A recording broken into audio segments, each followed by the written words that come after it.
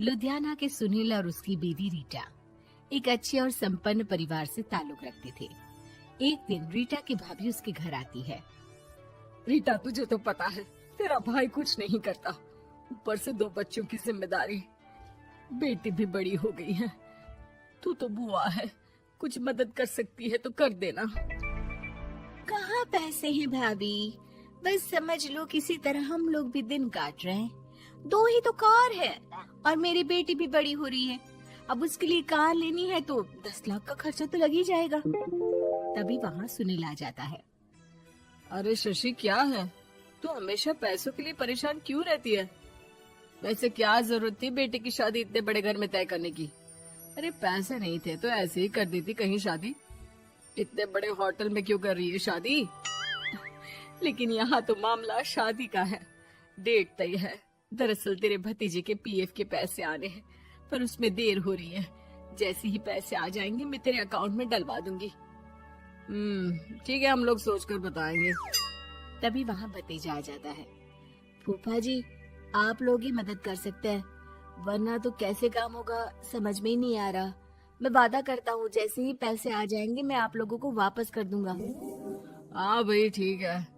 अब देख भाई, हमारे लड़के तो सारा दिन घर पर पड़े रहते हैं, ना कमाते हैं ना कुछ कमाने की इच्छा रखते हैं।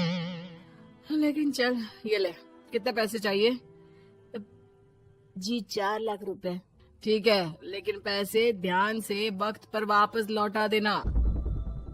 सुनील मुसीबत के वक्त बीवी के भतीजे की मदद तो कर देता है, लेकिन उन लोगों के जाने के बाद देख ले रीटा, तेरे मायके वालों ने मांगा तो दे दिया, वरना इन लोगों का मुझे कोई भरोसा नहीं है।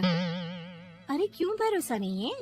इससे पहले तो कभी इन लोगों ने आपसे मदद भी नहीं ली। हाँ, ली तो नहीं, लेकिन पैसे की किल्लत ही रहती है ना इन लोगों के पास। अरे ठीक है ना, नहीं लौटा पाए तो भतीजे के ससुराल से निकाल देंगे। सुना है बड़े घर में शादी हो रही है। सुनील और रीटा पैसे तो दे देते हैं, लेकिन अगले रोज ही। हाँ भाई साले साहब, क्या हाल है? ठीक हूँ जीजा जी।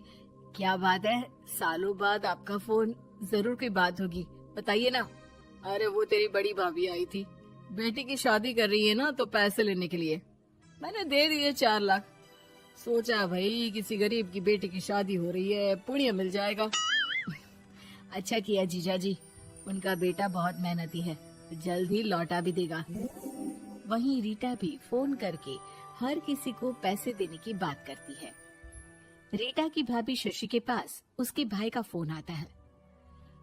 तूने सुनील से पैसा लिया है क्या? नहीं भाई, सिर्फ बात की है, बोल तो रहा है कि दे देगा।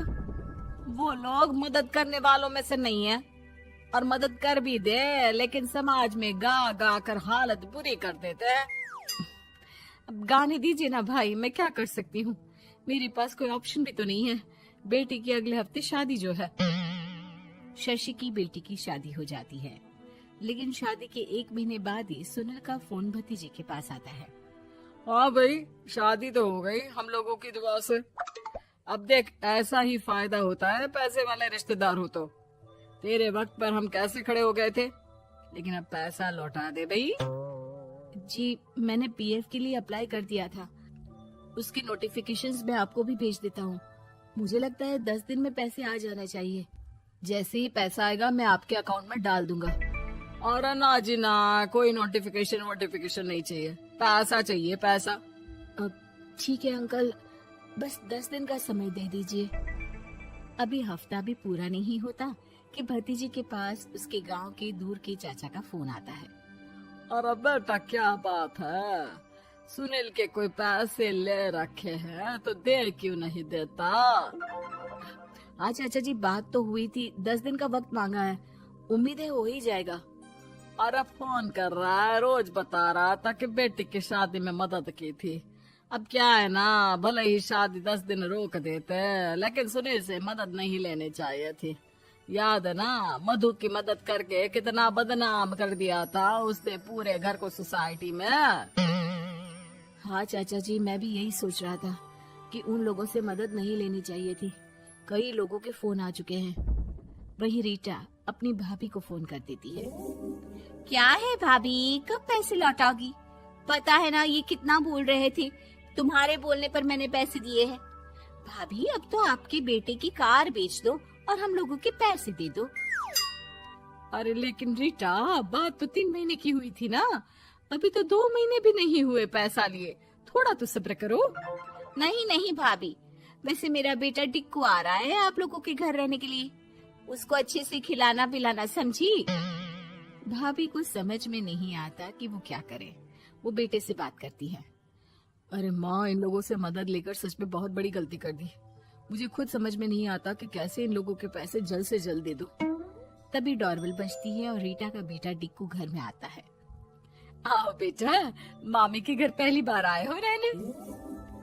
आप पापा बोल रहे थे कि आप लोग पैसे का ब्याज तो दे नहीं पाओगे, तो तब तक मैं यहीं रह लूं। और हाँ, मैं एसी के बिना नहीं सो पाता। आप लोग अपना देख लेना और पैसे जल्दी लौटा देना, क्योंकि मैं थोड़ा जल्दी जाना चाहता हूँ। रीटा का फोन शशि के पास आता है। भाभी, पैसे कब तक दोगे? बेटे की विदाई के बाद शशि के घर का माहौल बिल्कुल बदल जाता है। वो हर वक्त बेटे से उसके पीएफ के पैसे पूछती, और पीएफ यानी कि सरकारी काम आजकल में पूरा 1 महीना और बीत जाता है। भाभी, मैं और ये अमेरिका जा रहे हैं, घूमने के लिए पैसों की बहुत जरूरत है। रीटा, मैं पूरी कोशिश कर रही हूँ कि जल्द से जल्द पैसे का इंतजाम कर दूं, लेकिन पक्का नहीं बोल सकती। तभी सुनील का फोन भतीजे के पास आता है। देख माना 3 महीने की बात हुई थी पैसे लौटाने के लिए, लेकिन अभी मुझे पैसों की काफी जरूरत है। मैं अमेरिका जा रहा हूँ, तो पैसे मैंने किसी से ब्याज में पकड़ लिए हैं। तू हर महीने 4 लाख का 20,000 ब्याज डाल देना मेरे अकाउंट में। सुनील फोन रख देता है, लेकिन भतीजा काफी परेशान हो जाता है। वो ऑफिस से शाम को घर आता है कि माँ पूछती है, क्या हुआ बेटा? बेटा माँ को सारी बात बता देता है। माँ भगवान के सामने हाथ जोड़कर खड़ी हो जाती है और रोने लगती है कि तभी बेटे का मोबाइल पर मैसेज बजता है। माँ, पीएफ के पैसे आ गए। और वो ऑनलाइन ही सुनील के पैसे वापस कर देता है। भला हो भगवान का। लेकिन आज एक बात तो समझ में आ गई, मदद हमेशा उन लोगों से लो जो मदद के बदले आपसे मदद में दी गई रकम ही वापस लें, ना कि समाज में आपकी इज्जत। आज गिरिराज और दुर्गा के घर में बहुत चहल पहल है। घर को अच्छी तरह से सजाया गया है। किचन में से अच्छे अच्छे खाने की खुशबू आ रही है। ऐसा इसलिए क्योंकि उनकी बेटी आभा और दामाद जी अहान शादी के बाद पहली बार घर पर आ रहे हैं। हिमांशी, बहुत जल्दी से सारा काम कर लो, आभा और दामाद जी आने ही वाले हैं। कुशल बेटा, तुम सारा सामान तो ले आए हो ना? और काजू कतली लाए हो या भूल गए? दामाद जी को बहुत पसंद है। हिमांशी और कुशल एक दूसरे से बहुत प्यार करते हैं और अपने माता पिता की सारी बातें मानते हैं। लेकिन जब से कुशल की बहन आभा की शादी हुई है, मानो उसके माता पिता के लिए उनका दामाद ही सब कुछ है। आभा और अहान घर पर आते हैं। सब उनका स्वागत करते हैं। आभा और हिमांशी किचन में खड़ी होकर बातें करती हैं। आभा, कैसे है तुम्हारे ससुराल वाले? तुम्हारा मन तो लग रहा है ना वहां? और अहान जी तुम्हारा ख्याल रखते हैं या नहीं? पता नहीं भाभी, कभी तो लगता है कि ठीक है, कभी तो लगता है कहाँ फंस गई। जैसे भैया आपकी मदद करते हैं, आपका ख्याल रखते हैं, अहान ऐसे बिल्कुल भी नहीं है। अरे इतना मत सोचो तुम। शुरू में थोड़ी दिक्कत आती है, लेकिन बाद में सब ठीक हो जाएगा। चलो बाहर चलते हैं। हिमांशी और आभा चाय नाश्ता लेकर बाहर आई। सब लोग आपस में बात करने लगे, लेकिन अहान बहुत घमंडी तरीके से बोलता है। आपका घर तो बहुत बड़ा है ससुर जी, आपका और कुशल का बिजनेस भी बहुत अच्छा चल रहा है, तो आप लोगों ने दहेज देने में इतनी कंजूसी क्यों की? अरे दामाद जी, कैसी बात कर रहे हो? आपके परिवार ने जिस जिस चीज की मांग की थी वो सब हमने आपको दिया है। अगर किसी चीज की फिर भी कमी रह गई है तो बता दीजिए। कुछ चीजें बिना मांगे भी तो दी जा सकती है ससुर जी। अहान, अगर तुम्हें कुछ और चाहिए तो बता दो, हम तुम्हारी सारी इच्छा पूरी करेंगे। अहान प्लेट से बिस्किट उठाकर बोलता है। मांगने से दिया तो क्या दिया, वैसे भी आप लोग मेरी डिमांड कभी पूरी नहीं कर पाओगे। आभा और अहान अपने घर चले गए। उनके जाने के बाद कुशल कहता है। मम्मी, हमने आभा की शादी गलत घर में तो नहीं कर दी? अहान और उसके घर वाले तो लालची लग रहे हैं। अरे चुप कर तू। दामाद ऐसे ही होते हैं, तेरी तरह नहीं कि तूने अपने ससुराल वालों से कुछ नहीं लिया और हर समय अपनी पत्नी से चिपका रहता है। ऑफिस से थका हारा आता है और अपनी पत्नी के साथ घर के कामों में मदद करता है। मम्मी, दहेज लेना तो गलत बात है ना, और हमारे पास किस चीज की कमी है? मैं अगर हिमांशी का घर के काम में हाथ बटाता हूँ तो वो भी मेरा ऑफिस का बहुत सारा काम करती है। इसमें बुरा क्या है? पति पत्नी को एक दूसरे की मदद करनी चाहिए। बेटा, किसी चीज की कमी तो अहान के घर पर भी नहीं है, लेकिन फिर भी हमने उसे दहेज दिया ना। ना केवल दहेज दिया बल्कि उनकी जो भी डिमांड थी वो सारी पूरी की। और उसने क्या किया? आपके और मम्मी के सामने ताने सुनाकर चला गया। आप दोनों को इससे दुख होगा, आहान ने इसका बिल्कुल ख्याल नहीं किया। बेचारी आभा का तो चेहरा देखने लायक था। कितनी शर्मिंदा हो रही थी वो अपने पति की बातों से। इस तरह कुशल ने अपने माता पिता को समझाने की खूब कोशिश की, लेकिन उसके माता पिता आहान को ही सपोर्ट करते रहे। और करते भी क्यों ना, हमारे समाज ने दामाद का रुतबा बहुत ऊंचे स्थान पर रखा है, चाहे फिर उनकी सोच कितनी भी नीची क्यों ना हो।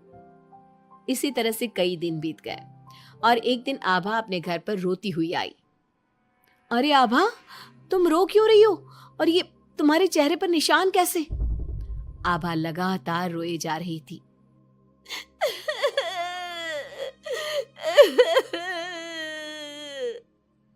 अरे बता मेरी बच्ची, क्या हुआ है तुझे?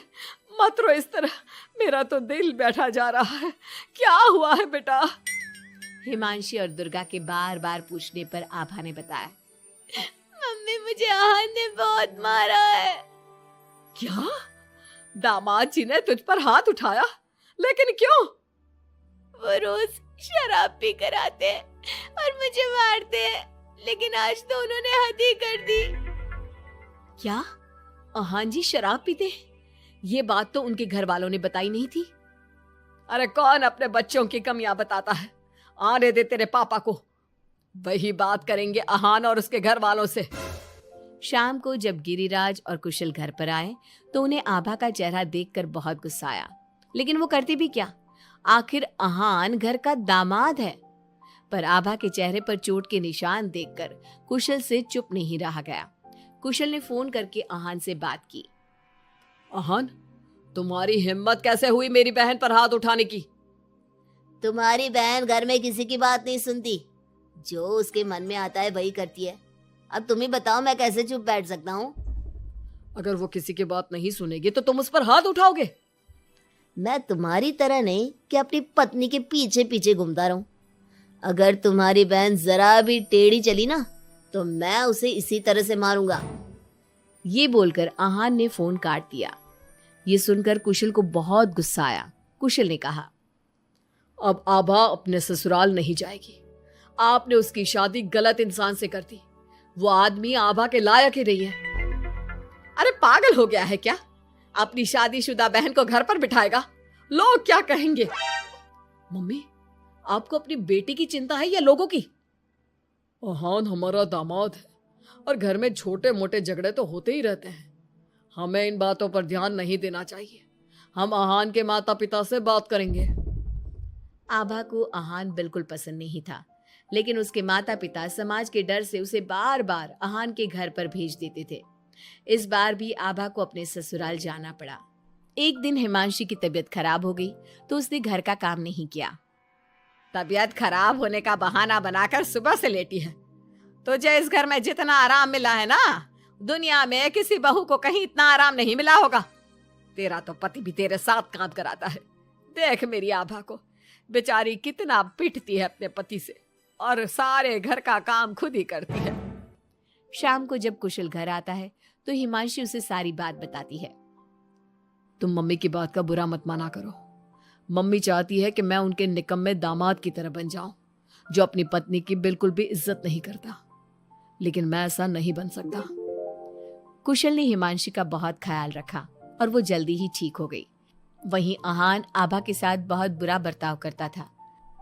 आभा के माता पिता ना तो आभा की बात सुनते और ना ही कुशल की। एक दिन आहान किसी काम के सिलसिले में शहर से बाहर गया हुआ था। वो जिस होटल में रुका था वहां उसे आहान दिखा। अरे ये तो आहान लग रहा है, मगर इसके साथ ये लड़के कौन है? कुशल ने वहां कुछ लोगों से पूछताछ की तो उन्होंने बताया, ये तो अक्सर इस होटल में अलग अलग लड़कियों के साथ आते हैं, लेकिन आप ये सब क्यों पूछ रहे हो? कुशल बिना कुछ बोले वहां से चला जाता है और घर आकर सभी को ये बात बताता है, लेकिन उसके माता पिता को तो इस बात से भी कोई फर्क नहीं पड़ा। अरे बेटा, इस बात को यहीं खत्म कर दो। हम आहान से क्या कह सकते हैं, आखिर वो हमारे घर का दामाद है। बेटा देख, ये बात ना आभा को मत बताना, नहीं तो उसे बहुत बुरा लगेगा। आप दोनों किस मिट्टी के बने हैं? दामाद दामाद कहकर आपने उसे सर पर चढ़ा दिया। मैं आपकी बहू के साथ अच्छा बर्ताव करता हूं तो आप मुझे झोरू का गुलाम कहते हैं, और आहान आपकी बेटी को जानवर की तरह पीटता है, आप तब भी उससे बात करने की हिम्मत नहीं करते। आप लोग बेटे और दामाद में इतना फर्क क्यों करते हो? बेटा, दामाद को तो सर का ताज समझा जाता है, हमेशा से ऐसा ही चलता आया है। अरे हमारे समाज ने ऐसे ही नियम बनाए हैं। चाहे वो आपकी बेटी के साथ कैसा भी बर्ताव करे, उसे जानवरों की तरह मारे पीटे। मम्मी, ये पुराने जमाने की बातें हैं। आजकल कोई पढ़ी लिखी लड़की इतना नहीं पीट रही जितनी हमारी आभा पीट रही है, वो भी सिर्फ आप दोनों की वजह से। मैं आज ही उसके ससुराल जाकर उसे सारी बात बता दूंगा और आखिरी फैसला उसका होगा। कुशल और हिमांशी आभा के पास जाकर उसे आहान की सारी सच्चाई बता देते हैं। आभा अपने भाई के साथ आ जाती है। घर आकर वो अपने पति को तलाक के पेपर भेजती है। हालांकि गिरिराज और दुर्गा अभी भी अपने दामाद के साथ है और तलाक के खिलाफ। उनको अभी भी समाज की चिंता है, बेटी की नहीं। रिश्वतखोर बहू। ये क्या बात हुई? तुझे पता भी है तो क्या बोल रही है बहू? एकदम सही बोल रही हूँ। अगर आपको मुझसे अपनी इन ऐंठन भरे घुटनों की मालिश करानी है तो मुझे वो देना पड़ेगा जो मैं मांग रही हूँ। एक हाथ दो और दूसरे हाथ लो, सिंपल। बहू हूँ, इसका मतलब ये नहीं कि नौकरानियों की तरह काम करूँ। ये है अमृता और उसकी सास रेखा। अमृता एक नई नवेली बहू है जिसकी शादी कुछ दिनों पहले ही रेखा के बेटे माधव के साथ हुई है। वैसे तो अमृता दिल की बहुत अच्छी है, लेकिन वो कहते हैं ना कि खून का रंग तो दिखता ही है। बस वही डॉन की बेटी होने का रंग यहाँ अमृता में भी दिख रहा है, जो है रिश्वत लेना। जी हाँ, काम चाहे कितना भी छोटा या कितना भी बड़ा क्यों ना हो, हमारी अमृता बहू बिना रिश्वत लिए कुछ नहीं करती। चलिए देखते हैं आगे इनके साथ और क्या क्या होता है। रेखा और अमृता को लड़ते देख ससुर प्रेमचंद वहाँ आता है और कहता है, अरे क्या हुआ? काहे इतना तिल मिला रही हो रेखा? अरे कुछ बोलोगी भी या कानों में हड़ताल हो रखी है तुम दोनों के? देखिए ना पापा जी, माँ जी ने मुझे कहा कि मैं उनके घुटनों की मालिश कर दूं, लेकिन उसके बदले में माँ जी मुझे वो हीरो वाला पुश्तैनी हार देने से इनकार कर रही हैं। क्या? घुटनों की मालिश के लिए हीरो का पुश्तैनी हार कौन मांगता है बहू? पापा जी, आपको तो पता ही है ना, आपकी बहू कितनी सयानी है, हर कोई भी काम फ्री में नहीं करती। और अब शेखावत खानदान का आटा तो इतना भी गीला नहीं है कि अपनी बहू को हार ना दे पाए। क्यों माय डियर माँ जी? देखा आपने प्रेमचंद जी, ये अब मुझसे पुश्तैनी हार मांग रही है, कल को पूरा घर मांग लेगी। अरे जा जा, मैं खुद कर लूंगी अपनी मालिश। ठीक है, मुझे क्या। एंजॉय योर मालिश टाइम माँ जी। रात में जब पति महादेव दफ्तर से लौटकर घर आते हैं तभी कमरे में, अमो सुनो ना, मेरा वो लाल रंग का जो शर्ट है ना, वो धो दो ना प्लीज। एक्चुअली कल मेरी एक इम्पोर्टेंट इंटरनेशनल क्लाइंट के साथ मीटिंग है, बहुत बड़ी डील का ऑफर है, इसलिए मैं अपनी उस लकी शर्ट को पहनकर जाना चाहता हूँ। अभी धो दो, रात भर में तो सूखी जाएगी, फिर कल अच्छे से कड़क वाली इस्त्री कर देना अपने शुभ शुभ हाथों से। जी नहीं, मैं ये सब ऐसे ही नहीं करने वाली। अगर काम करवाना है तो मेरी एक शर्त है। अरे यार, तुम और तुम्हारी शर्तें, बोलो क्या है? आपको मुझे 10 मनीष मल्होत्रा डिजाइनर की साड़ियां दिलानी होगी। 2 हफ्तों में मेरी स्वीट हार्ट फ्रेंड बिल्लो रानी की शादी है। मैं वहां डिजाइनर साड़ी पहनकर जाऊंगी और सब कुछ जला दूंगी। माधव अपनी बीवी की बात सुनकर हैरान परेशान अपने सर पर हाथ रखकर बैठ जाता है। अरे तुम बीवी हो या आफत? तुम्हारे दिमाग में जंग लग गया है क्या? देखो इतने सारे पैसे नहीं है मेरे पास। तुम्हारी याददाश्त तो जगह पर है ना माधव, भूल गए? मैं एक डॉन की बेटी हूँ। अगर तुमने मेरे कहे मुताबिक काम नहीं किया तो तुम्हारे लाल शर्ट को दूर ही रखो, मेरे पापा तुम्हें ही लाल कर डालेंगे। ठीक है, चलो अब ज्यादा मत डराओ, तुम्हें जो चाहेगा मिल जाएगा। अब ये डर और रिश्वत का सिलसिला यूं ही चलता रहता है और इसी तरह समय बीतता रहता है। एक सुबह सब नाश्ते के टेबल पर बैठे थे, जहां अमृता सबके सामने एक व्हाइट बोर्ड लाती है जिस पर दिन भर के सारे कामों के रेट लिखे हुए थे। अब ये क्या है? टीचर नहीं बनने का इरादा है क्या तेरा? अगर हाँ तो अफसोस, बेचारे बच्चे, उनका भविष्य तो अंधेरे में है। आप लोग बेकार की बातें बंद कीजिए और आंखें खोलकर ठीक से पढ़िए क्या लिखा है। ये आज के सारे कामों के रेट्स हैं। आलू पराठे, चाय, दाल, रोटी, चावल, सब्जी, हलवा, मिठाई, रसोई की सफाई, वॉशिंग मशीन में कपड़े धोना, ओखल में मसाले कूटना और माँ जी और पापा जी के अलमारी की सफाई करना। इन सब कामों की कुल मिला के जो रकम बनती है वो है ये 10,000 रुपए और माँ जी के लेटेस्ट लाए हुए सोने के झुमके भी। अमृता, तुम इंसान हो या हैवान? जरा तो दया करो हम पर। हे राम जी, उठा लो, अब ना देखा जाता ये सब। सच में पता नहीं कौन सा दिन था वो जब ये हमारे घर आई। महादेव, तेरे प्यार ने तो हमारा जीना दुश्वार कर दिया बेटा। दुनिया में बहुत रिश्वतखोर लोग देखे, लेकिन ऐसी रिश्वतखोर बहू पहली बार देख रहा हूँ जो अपने ही परिवार को लूटने में लगी है। बहू, तुझे पता है ना कि ऐसे रिश्वत मांगना गुनाह है। पापा जी, मैं कोई गुनाह नहीं कर रही हूँ। रिश्वत लेना बाहर की दुनिया में गुनाह है, मैं तो बस अपना हक मांगती हूँ।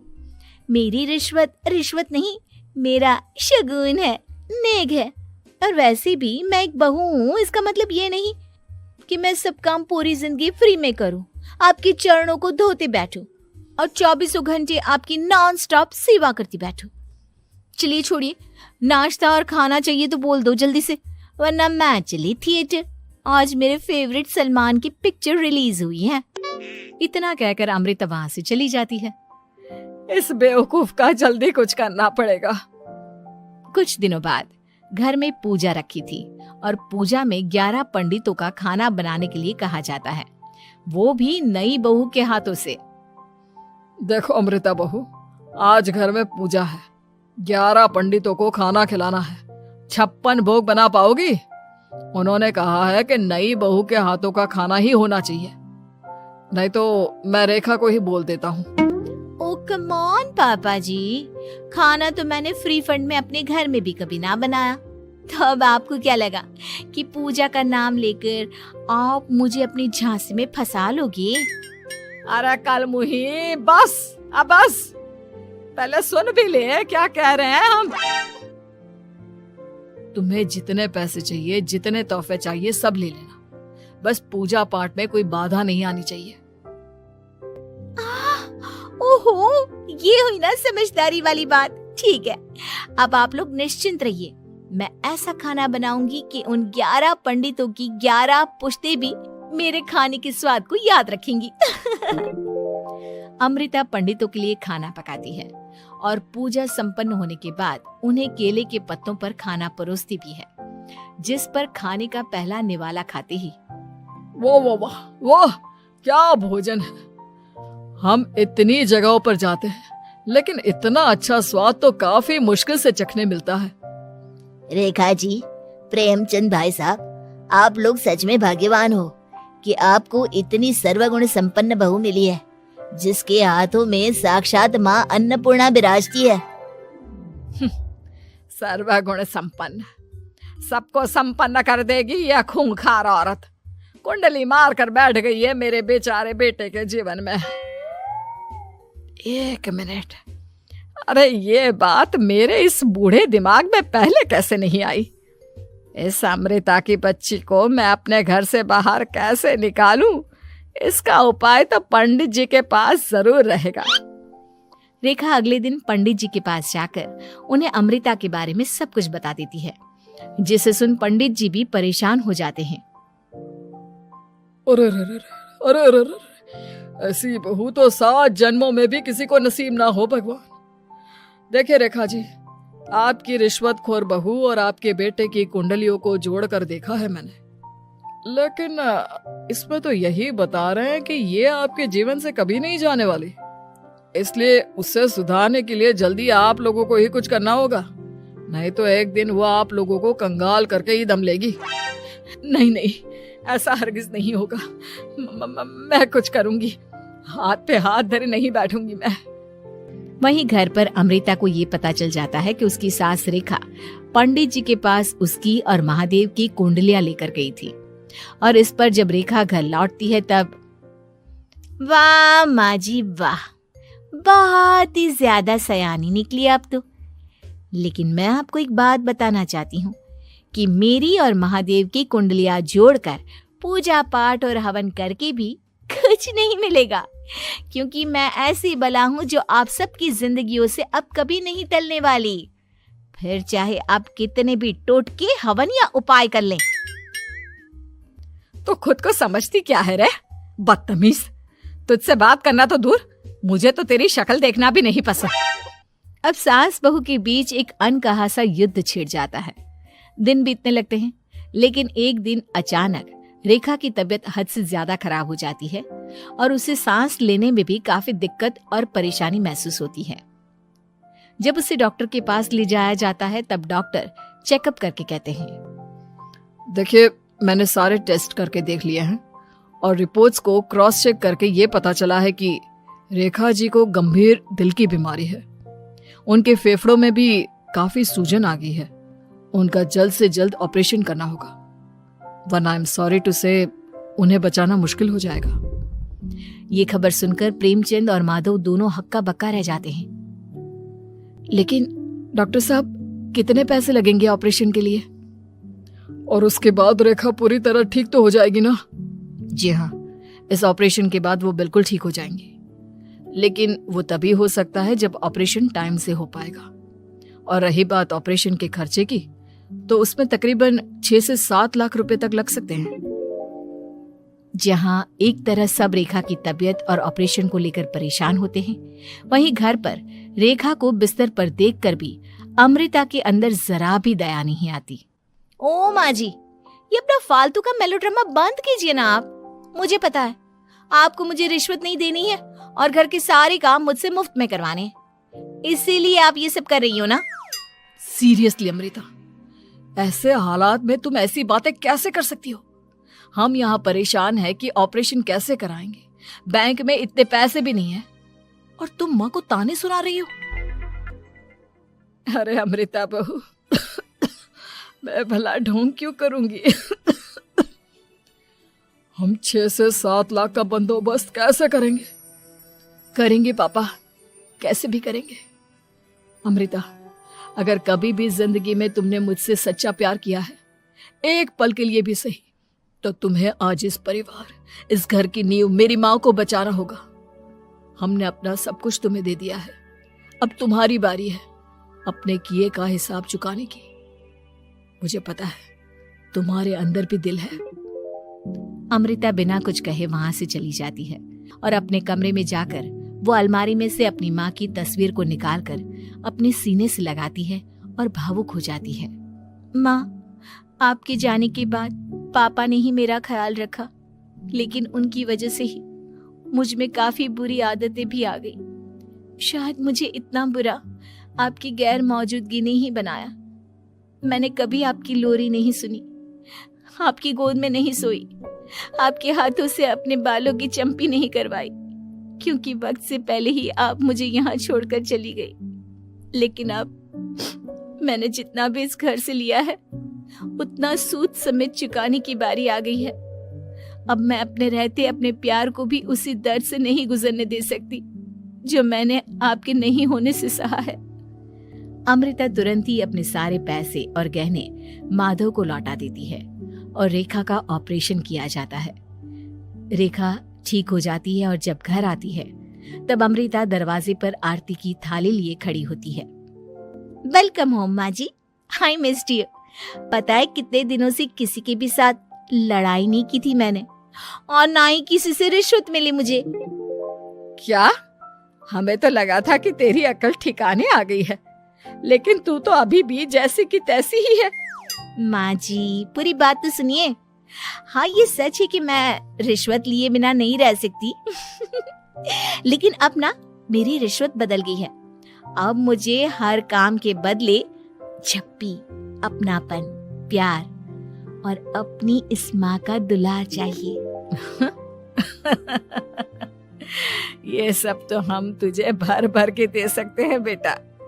पूरा घर एक साथ अमृता को जोर की झप्पी देता है और सब हंसते मुस्कुराते घर के अंदर चले जाते हैं।